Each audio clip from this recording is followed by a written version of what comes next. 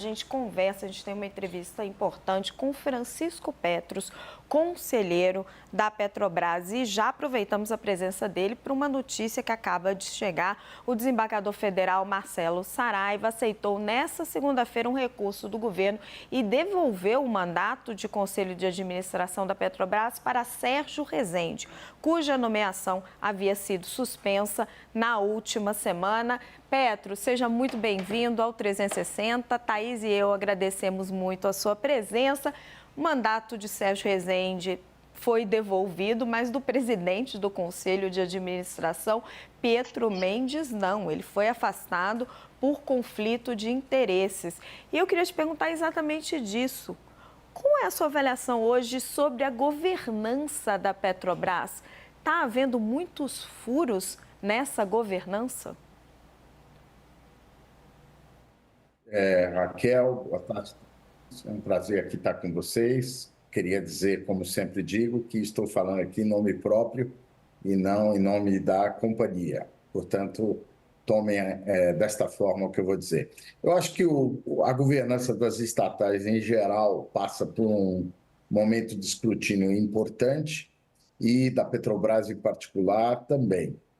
Não propriamente porque haja um problema com pessoas, mas acho que é um problema de institucionalidade. O que isso significa na prática? Significa que os arcabouços, do ponto de vista legal, do ponto de vista institucional, estatutário, por exemplo, ele precisa de reforço para que se evite esses problemas.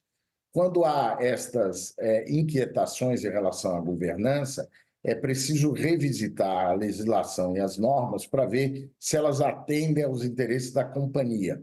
Aqui não faço nenhum juízo de valor em relação às pessoas, mas é certo que a turbulência no Conselho de Administração tem sido bastante grande, por conta da própria incerteza sobre o presidente executivo da companhia, que também é conselheiro, em relação ao presidente do conselho, ao conselheiro que agora acaba de voltar ao conselho por força de uma decisão do desembargador e assim por diante.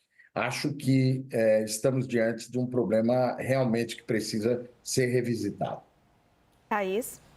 Petros, eu e Raquel falávamos agora há pouco sobre a defasagem dos preços que só aumenta gasolina e diesel aqui no Brasil. Em que pé que está essa decisão? Porque politicamente sabemos que não há nenhum clima para isso.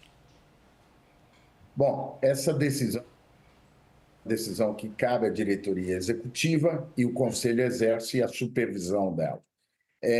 Veja bem, são alguns aspectos que entram dentro desse processo de análise dos preços, né? De uma forma geral, a volatilidade dos preços, a questão da defasagem em relação aos preços internacionais e também toda a logística e toda a capacidade de competição da companhia em relação aos seus competidores, porque hoje o mercado ele é competitivo.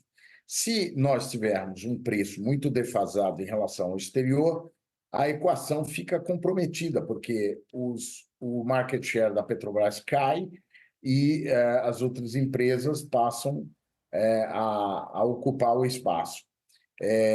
Aliás, o contrário no caso, né? Se a defasagem for a favor da Petrobras, ela exercer o preço abaixo do preço internacional, ela vai, no limite, se tornaria uma empresa crescentemente monopolista, que não é o desejo do ponto de vista de mercado. E o inverso, da mesma forma. Se a Petrobras mantiver o preço acima da paridade internacional, isso será ocupado pelas empresas privadas. Portanto, essa equação não tem uma solução fácil. Em relação à defasagem, é preciso sempre estar atento. Eu acredito que a diretoria sempre esteve e permanecerá atenta. Eu acredito que exista algum nível de defasagem, me parece que ele seja administrável, mas o cenário internacional também seja cuidados, né? A guerra do Irã provoca uma alta nos preços internacionais que inexoravelmente serão refletidos sim aqui no Brasil, se assim persistirem. E isso está fora do plano do governo e do plano da própria empresa. Isso depende basicamente de um cenário formado no mercado. Completamente imprevisível, né? Nós conversamos com Francisco Petros, conselheiro da Petrobras. Meu